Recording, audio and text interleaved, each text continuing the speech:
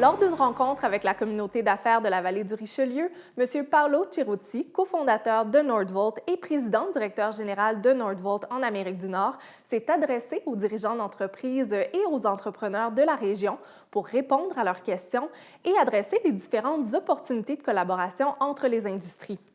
M. Cerutti a débuté la rencontre en dressant un portrait de l'industrie de la batterie dans le monde.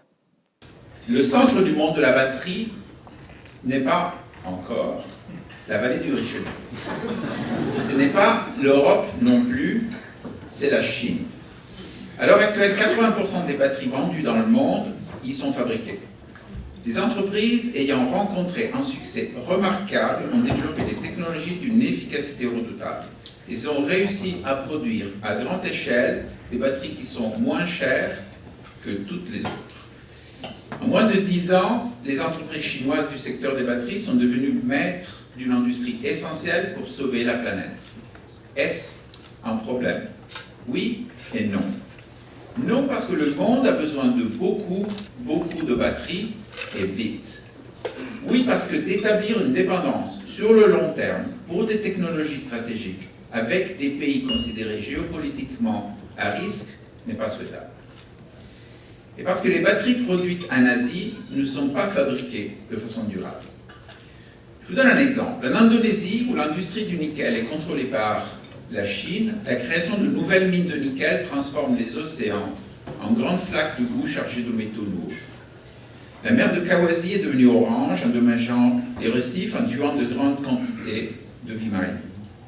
En Chine, une partie encore dominante de l'énergie est produite dans des centrales au charbon.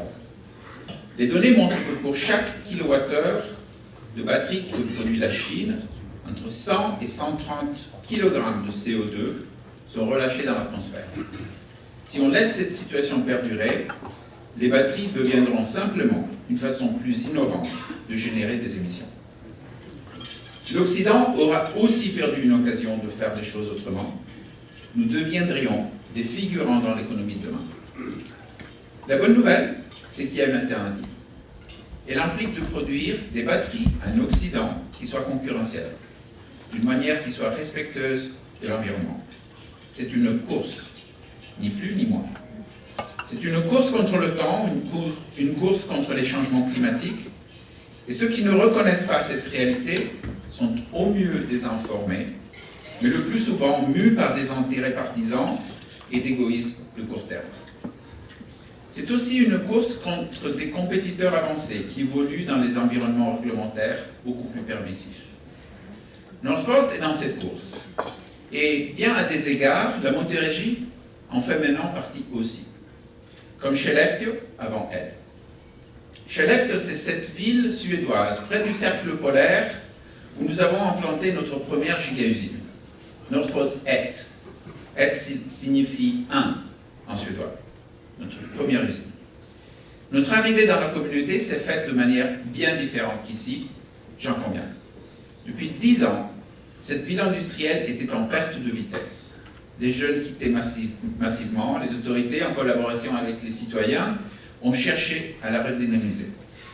C'est dans ce contexte que nous sommes arrivés, portés par une véritable volonté populaire de renouveau. Skellefteå a bien changé depuis notre arrivée, c'est vrai. La ville a fait face à des enjeux de logement. Elle a dû réinvestir dans les transports collectifs. Mais regardons les choses à notre œil. La population a grandi à nouveau. D'autres entreprises se sont installées dans la région. Des projets structurants, comme le plus grand bâtiment d'Europe, fait entièrement en bois, sont sortis de terre. La ville a connu la plus forte augmentation de la valeur foncière en Suède. Je comprends bien que le contexte de notre arrivée ici est différent. En même temps, les discussions que j'ai eues avec les citoyens pendant plus de 10 heures, lors des portes ouvertes, sont très loin du discours que je lis et que j'entends dans les médias. J'ai rencontré des gens ouverts, intéressés, informés, qui étaient prêts à nous faire confiance, mais pas à n'importe quel prix. C'est en partie pourquoi je suis ici ce midi. J'aimerais vous tendre la main afin que ce projet devienne le vôtre, qu'il devienne le nôtre. Pour cela, il nous faudra bâtir une relation de confiance mutuelle. Cela commence par une entière transparence. J'entends beaucoup de préoccupations quant à la biodiversité, par exemple. Je vous rassure, produire des batteries vertes n'est pas incompatible avec une production respectueuse de son environnement proche. Vitesse d'exécution n'est pas synonyme de raccourci. Ce serait une erreur d'opposer la sauvegarde de l'environnement et l'établissement d'une entreprise responsable qui a justement fait de la lutte contre les changements climatiques sa raison même d'exister. J'ai été surpris par l'accueil dont nous avons fait l'objet ces dernières semaines, car il témoigne d'une certaine méfiance et d'une certaine myopie envers les défis que notre société a la responsabilité et le devoir d'affronter. La vraie erreur serait de ne rien faire, de compter sur quelqu'un d'autre pour faire le travail. Ici, dans cette même salle, on a des voix respectées, influentes et qui sont capables de voir plus loin que le bout de leur nez. Oser. La vraie erreur serait de ne rien faire. La vraie erreur serait de ne rien dire. Mais revenons aux justes préoccupations citoyennes. Certains m'ont dit craindre pour la qualité de l'air. On sera sous les normes de rejet atmosphérique. On prévoit par ailleurs de déployer ici, au Québec, les mêmes technologies éprouvées et certifiées en Suède, l'une des juridictions les plus sévères au monde en matière d'environnement. Certains redoutent la disparition du milieu humide. Vous, qui habitez la région, savez que ces étangs sont le résultat d'efforts de décontamination qui ont pris 10 ans et qui se sont terminés en 2015.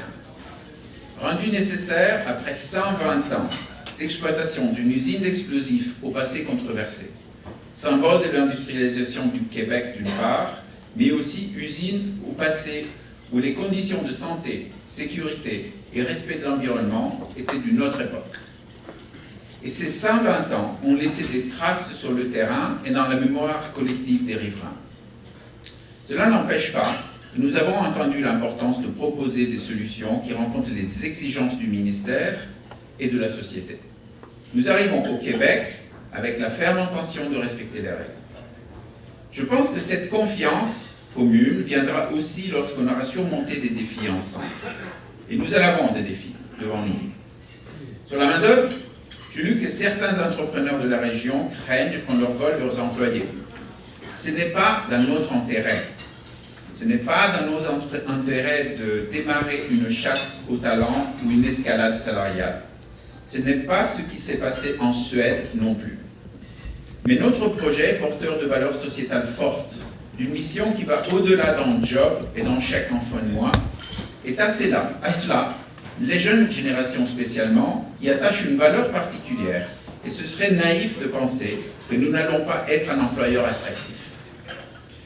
Pour que tout le monde y trouve son compte, il nous faudra bâtir de nouveaux programmes destinés à des travailleurs d'un secteur à peine naissant. Il y a là des opportunités de développement importantes pour la région.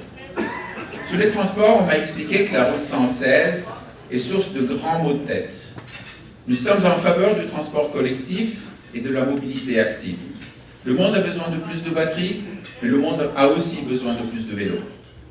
Sur le logement, je nous invite à identifier dès maintenant des opportunités de bâtir de nouveaux quartiers où il faut bon vivre, à moins de 20 minutes de travail. J'en comprends que certains de ces projets existent déjà et je les encourage. Notre expérience en Suède le démontre, c'est la mobilisation de toute une société qui est nécessaire si on veut réussir. Et il faut que cette mobilisation se fasse avant que le besoin se manifeste. Quand on en ressent la nécessité, c'est déjà trop tard.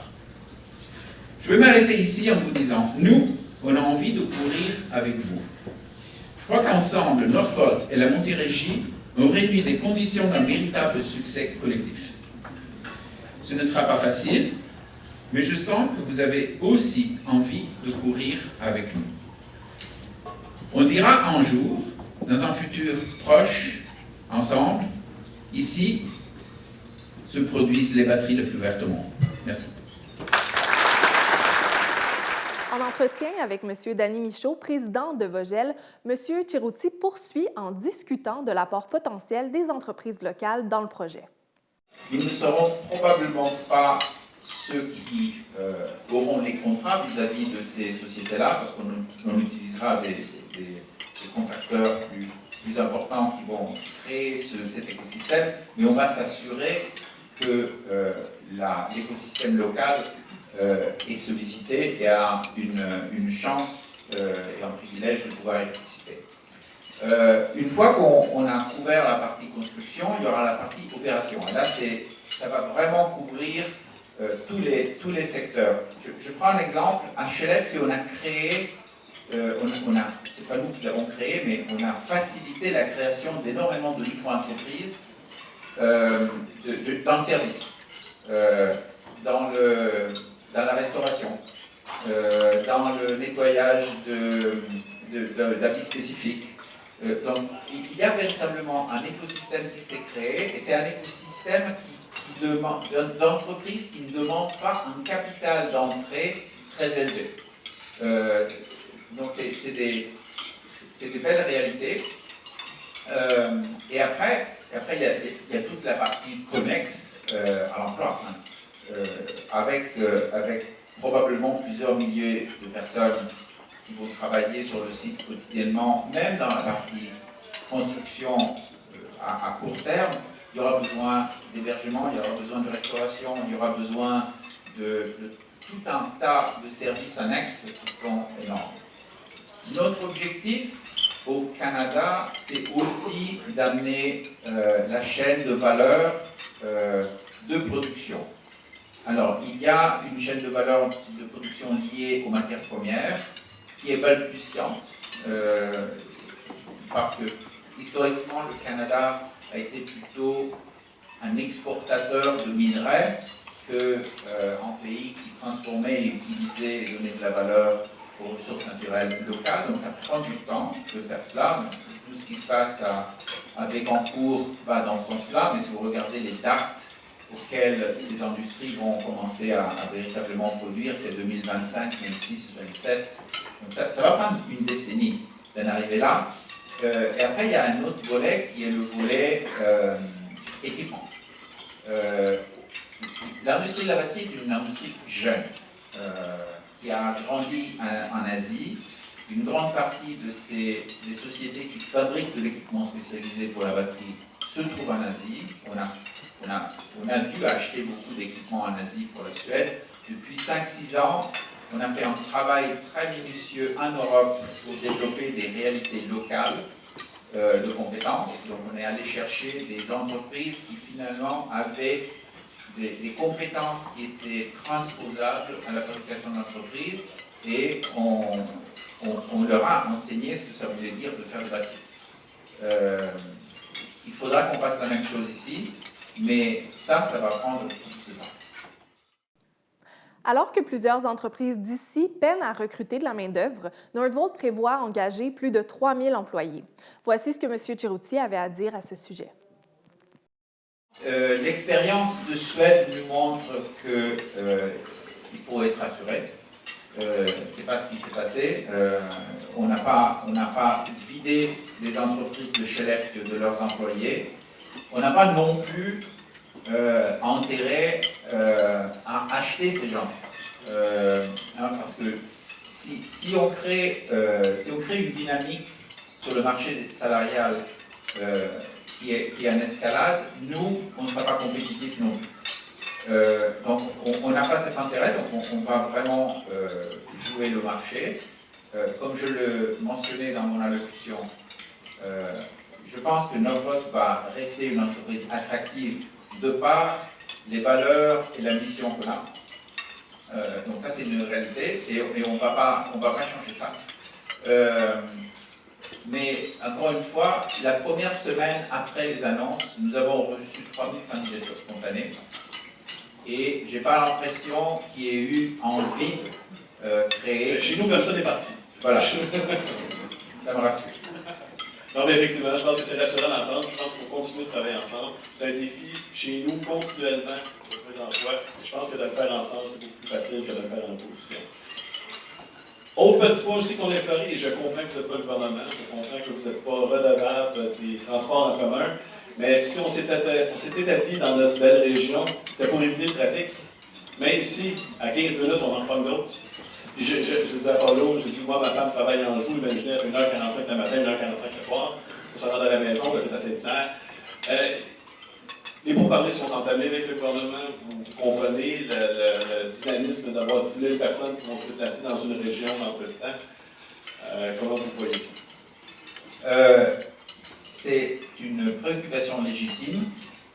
Et alors, effectivement, nous ne pouvons pas porter tous les fardeaux de ce monde.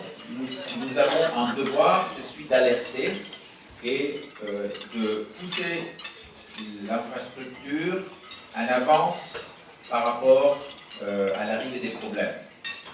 Ça, vous avez ma parole qu'on ne se laissera pas de mettre en évidence à quel point c'est important d'avoir un décalage entre le besoin réel sur le terrain et le début des travaux qu'il faut avoir pour que cette infrastructure-là soit en place. Mais je vois aussi ça comme une grande opportunité pour la région, parce que finalement, la région est maintenant sous le microscope des médias, sous le microscope du gouvernement. Le gouvernement, c'est public, a mis beaucoup d'argent et beaucoup de réputation dans ce projet.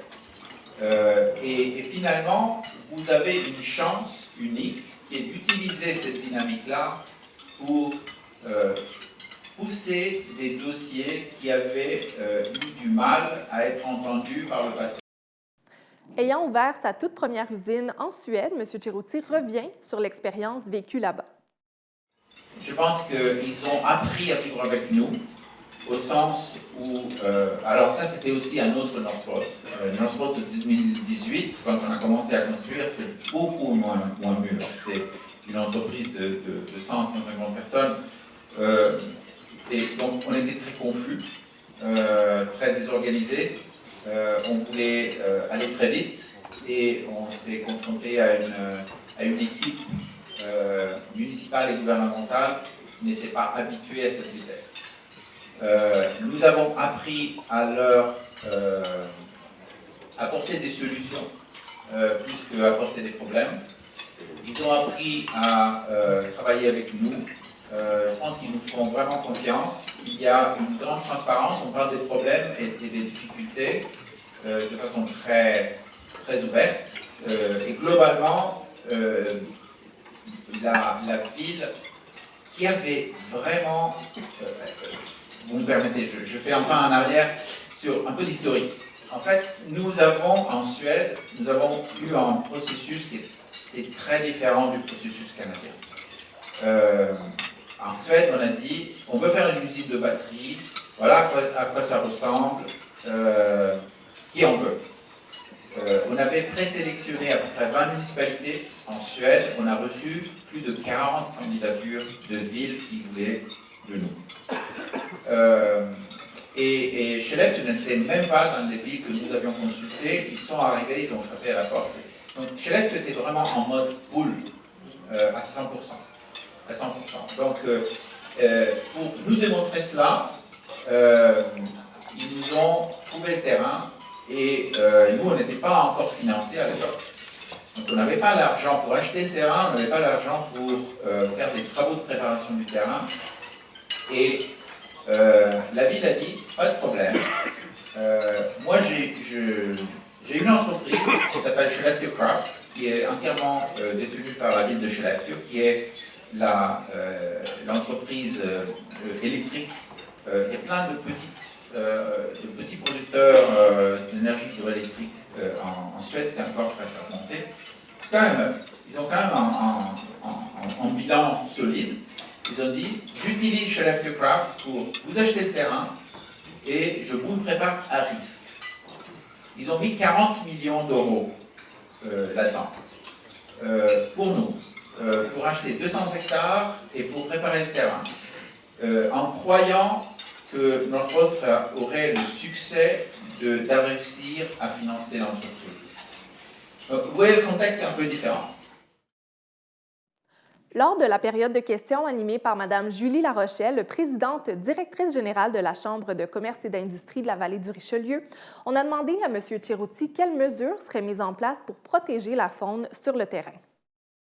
Le protocole qu'on a validé avec l'entreprise qui va faire la préparation du terrain. Et ça, c'est la phase la plus délicate. C'est en fait le nivellement du terrain, c'est le déblaiement, on enlève la première couche de terre et il y a aussi beaucoup d'espèces invasives qu'il faut retirer et qu'il faut disposer d'une façon bien précise pour éviter que ça se disperse. Donc, en fait, on a un protocole qu'on a mis au point avec cette entreprise qui a été déjà de la formation de leurs employés. Donc, les employés sont formés et seront formés et auront un SBET par des biologistes. Et il y a un protocole de protection des espèces qui pourraient être identifiées pendant le déblaiement du terrain. Il y aura un biologiste sur place et en fonction de l'espèce, de la nature, de l'observation, etc., il y a un certain nombre de mesures qui seront prises. Soit on déplace le spécimen et on a des endroits ad hoc pour le faire, soit on continue à travailler ailleurs pendant qu'on définit quel va être le protocole, etc. Donc ça c'est défini. C'est validé avec l'entreprise qui a été choisie et je pense que c'est un protocole solide. Donc vous avez déjà adressé cette situation potentielle-là, puis vous avez déjà identifié des solutions pour... On a une procédure, on a un processus, il semble solide, il faut qu'on l'audite pendant que les travaux procèdent pour voir si ça fonctionne bien et s'il faut apporter des modifications au protocole, on le fera. M. Cerutti a ensuite été questionné à savoir si les fournisseurs de Nordvolt seraient les mêmes que ceux de Tesla, une entreprise pour laquelle le président de Nordvolt a déjà travaillé. Alors, pas du tout. Pas du tout les mêmes fournisseurs. Et la raison est que Tesla ne fabrique pas ses propres batteries, contrairement à ce qu'on peut lire dans la presse. Tesla n'a pas encore commencé à mettre ses propres batteries dans ses autos. Les batteries sont fabriquées par Panasonic au Nevada, à Reno. Donc, la Gigafactory 1 de Reno est en réalité une gigantesque opération de real estate, parce que c'est Tesla qui a construit l'usine, mais c'est Panasonic qui a amené l'équipement, les talents et le savoir-faire pour faire tourner l'usine. Donc c'est Panasonic qui est en charge de la chaîne d'approvisionnement de ses propres batteries, et le reste c'est de la chaîne d'approvisionnement classique automobile. Avec qui on va travailler et comment on va le faire. Je vais vous dire comment on s'y est pris en Europe. Comme je l'évoquais tout à l'heure, la batterie c'est une histoire essentiellement asiatique. Et les fournisseurs, tout naturellement, ont grandi en Asie. Donc en Europe, on a commencé à faire venir des fournisseurs asiatiques qui allaient faire localiser. Donc ils ont investi en Europe, certains ont investi en Suède aussi, pour monter de la capacité en Europe. On va sans doute commencer, et en même temps il y a eu des Européens qui s'y sont mis, mais c'est de la technologie assez pointue et on ne s'improvise pas fournisseur de matériaux de batterie d'un jour à lendemain. Donc ça prend du temps. Pour ce qui est du Canada et du Northvolt 6, on en discuté pas plus tard que hier avec l'un de nos clients. On va essayer de commencer par un profil de risque bas, c'est-à-dire qu'on va très probablement commencer à faire venir certains matériaux d'Europe pendant la première ou la deuxième année de production, histoire de faire des batteries avec quelque chose qu'on connaît bien. Parce que de démarrer une toute nouvelle usine avec ce niveau-là de complexité, avec une nouvelle équipe dans un nouveau pays, avec un nouveau produit, ça, c'est un niveau de risque qui commence à être très élevé. Et il faut commencer à à réduire les couches de risque. Et une des façons de réduire les couches de risque, c'est de commencer avec quelque chose qu'on connaît. Et en même temps, et Luc est là, et il peut se lever. Luc Oban. Luc Oban. Donc, Luc, l'une des missions de Luc, c'est véritablement de créer un écosystème de fournisseurs locaux. D'aller voir les pépites que le pays peut proposer et d'essayer de voir dans quelle mesure ils peuvent, sur le moyen long terme, nous aider. Et je l'évoquais tout à l'heure sur l'équipement, par exemple. En Europe, il n'y avait pas de fournisseurs d'équipement de batterie, donc personne ne savait ce que ça voulait dire.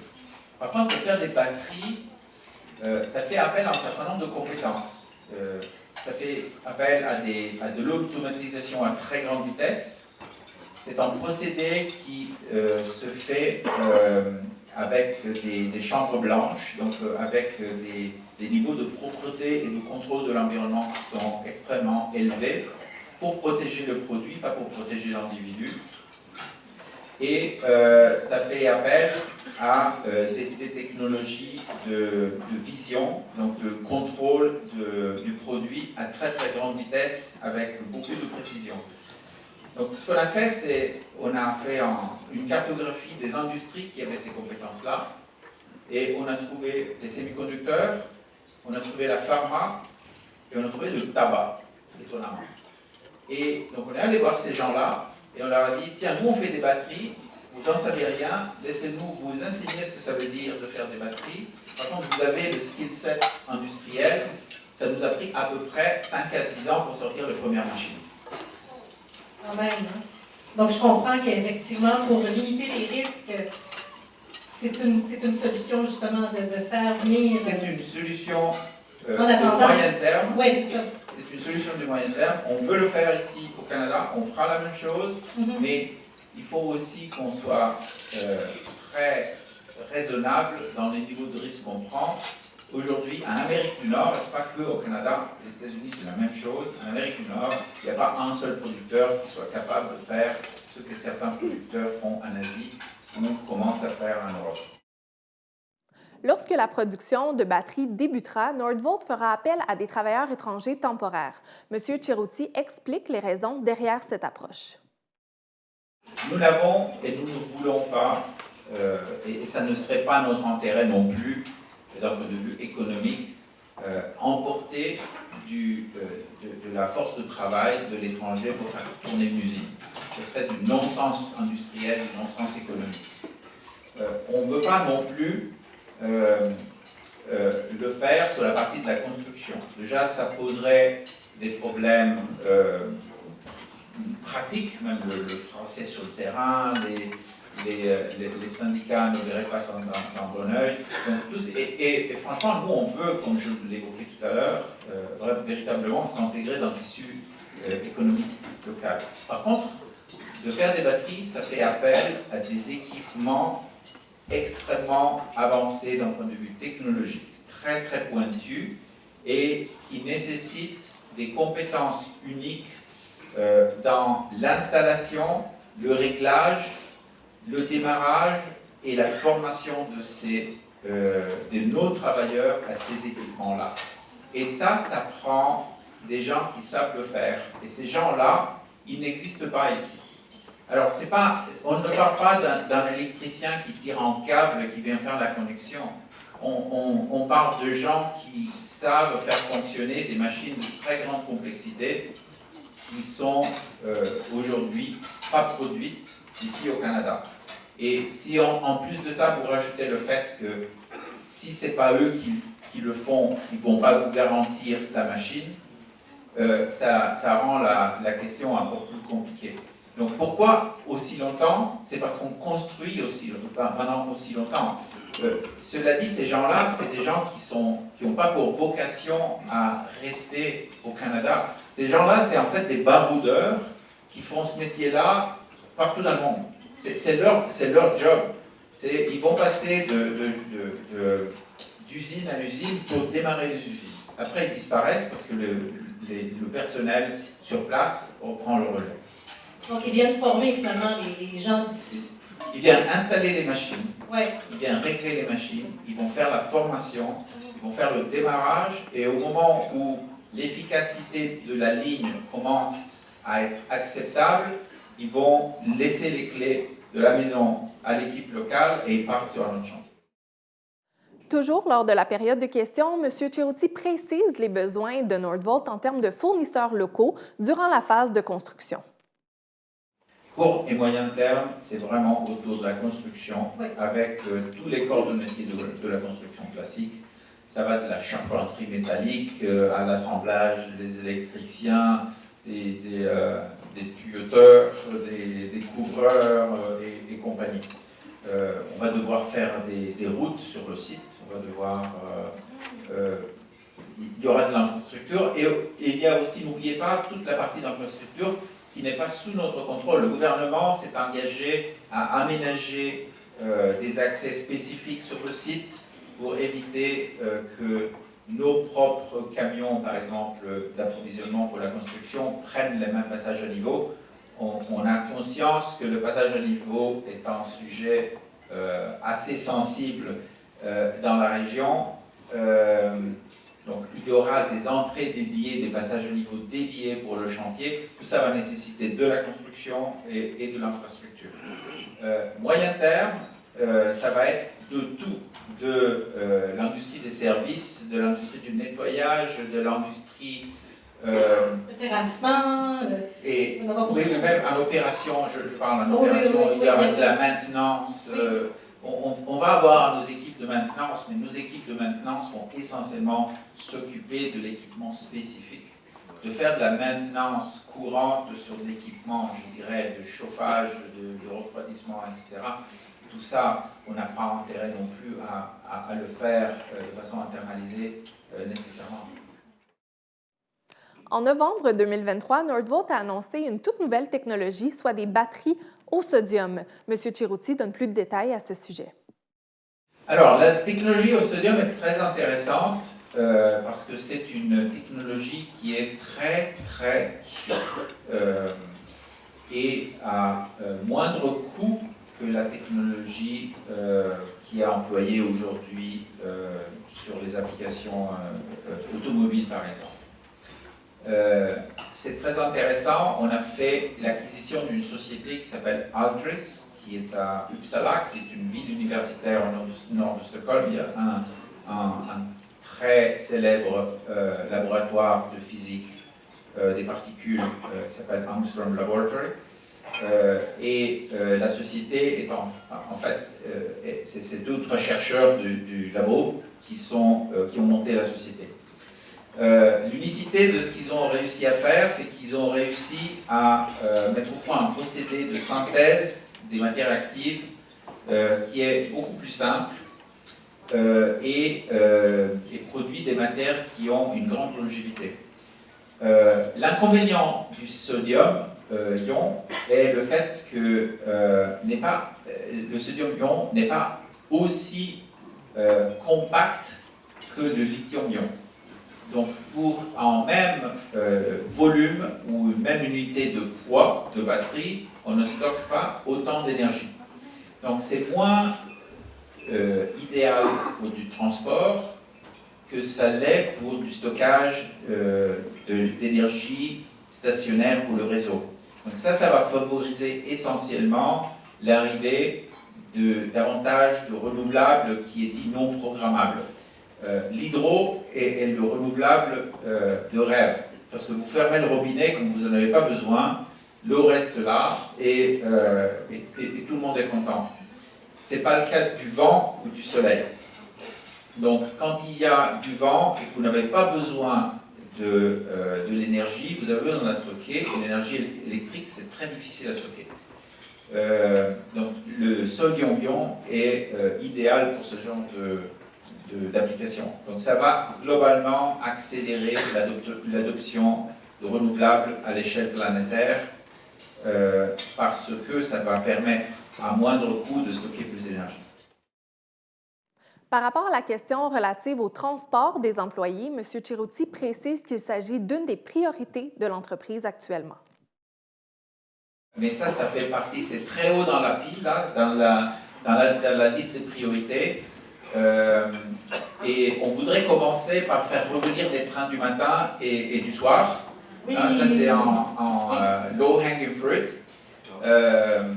C'est quand même pas raisonnable que les trains ne reviennent pas le matin. Absolument. Hein, Philippe Noël, la CCU ne peut pas mettre sur la feuille, mais on en a parlé déjà. Donc là-dessus, vous voyez, on a plein de sujets comme ça où il y a des intérêts convergents, où vous avez probablement râlé pendant plusieurs années pour avoir gain de cause. Utilisez-nous. Oui, absolument. Avec plaisir. Et on va probablement commencer par des navettes. Nous avons, en ce moment, on a des équipes d'ingénieurs, surtout on croit sur la partie projet, sur la partie ingénierie et encadrement. Donc, pas mal de ces gens-là habitent Montréal. On réfléchit à ce moment à avoir des navettes qui sont des navettes Northvolt qui au moins mutualisent le trajet. Et si on arrivait à les faire électriques, ça serait génial. Absolument, il faut que ce soit électrique. Définitivement. Plusieurs élus présents lors de la rencontre nous ont donné une rétroaction très positive, plusieurs soulignant notamment la transparence de M. Cerruti. Moi, je mettrais ça en 2 mots, courage et transparence. Il faut avoir le courage, je pense, de parler des vrais sujets, des inquiétudes des gens, parce que c'est un gros projet. Hein. Je pense que tout le monde l'a dit, il va y avoir un avant et un après Northvolt, mais de se présenter devant les gens de la population d'ici, et de le faire avec autant de transparence, et ceci étant dit aussi en français, je pense que ça a fait une grande différence pour aujourd'hui. Notre souhait que les gens de la région, les gens d'affaires, puissent apaiser leurs craintes également, puis découvrir l'entreprise qu'il y a derrière cette giga-usine-là qui va s'installer chez nous. Donc, je ne suis pas surprise qu'il y ait eu un tel engouement. Et je pense qu'il aurait été plus grand encore si on avait eu encore plus de place. Je pense que cette méfiance-là ne devrait pas exister parce qu'on est en train de compliquer quelque chose qui est tout à fait simple. Parce que, en fait, Northvolt comme tel, ils répondent à nos questions parce que nous, il y a 3 entités qui doivent répondre aux questions des citoyens. Il y a d'abord Northvolt par rapport à son projet comme tel. Est-ce que les réponses que nous donnent, ils sont satisfaisantes par rapport à eux? Moi, je pense que oui, ils passent le test, là. Le deuxième qui doit passer le test, c'est le gouvernement. Parce qu'avant que nous, le test, c'est l'acceptabilité sociale. Donc, le gouvernement, il doit répondre en premier lieu, d'abord, sur la question environnementale. Parce que ça lui appartient, cette responsabilité-là. Et il tarde. Moi, je profite de cette occasion-là parce que s'il y a des gens, effectivement, au niveau du gouvernement, puis je pense que ça arrive parce qu'on a des députés au niveau régional ici qui sont ministres aussi, qui écoutent parfois, je pense bien, aussi TVA 9. Donc, je dirais, il faut répondre aux questions des citoyens. Il y a même nous, il y a des réponses qu'on n'obtient pas présentement. Or, je comprends que le ministère de l'Environnement ne peut pas avoir toutes les réponses maintenant. Mais au moins, il faut nous expliquer le processus dans lequel il est présentement. Et ça, c'est rassurant pour les citoyens parce qu'ils se rendent compte que progressivement, le gouvernement est en train de faire le travail qu'on attend d'eux. Alors, on est très heureux d'avoir eu la chance d'entendre M. Cerruti devant le parterre là, des gens d'affaires de la vallée du Richelieu. Ça démontre bien la volonté de l'entreprise de créer des liens avec la communauté. Puis on sait qu'une entreprise forte comme Northvolt vient aussi avec tout un écosystème économique. Donc, le fait que M. Cerruti soit là aujourd'hui là, est un exemple concret que Northvolt veut bien s'implanter dans la communauté et vraiment faire partie là, de la grande famille là, des gens d'affaires de la vallée du Richelieu. Bien évidemment, l'arrivée d'une entreprise comme celle-là va chambouler les mœurs, va chambouler les habitudes, va chambouler tout ce qui va entourer le développement de notre communauté. Donc, c'est clair que le avant et le après l'arrivée de Northvolt, c'est évident. Puis pour ça, bien en fait, dire si on est pour ou on est contre un projet comme celui-là, je pense qu'il faut se poser la question, bien comment on le travaille, nous? Puis bien là, on a décidé, en fait, de prendre la balle au bon, puis mieux se connaître, nous, comme ville, comme municipalité, pour voir c'est quoi nos forces.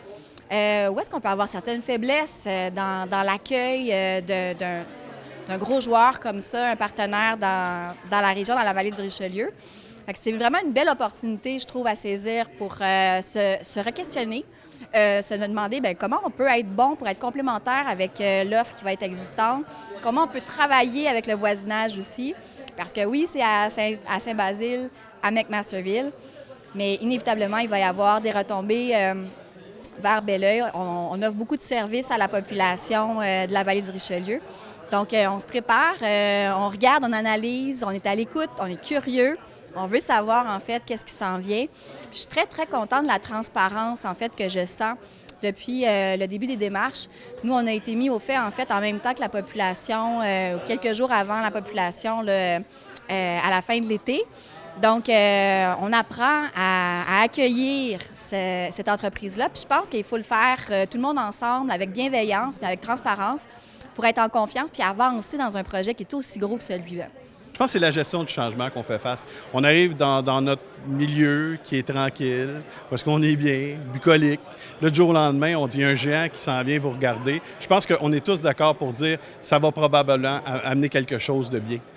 Mais on veut vraiment comprendre avant de transférer notre mariage avec la personne. T'sais. Nous, on voit ça d'une façon très positive, très optimiste, justement, parce qu'on voit que dans les années à venir, ça va transfigurer littéralement la face de notre région, de notre belle région.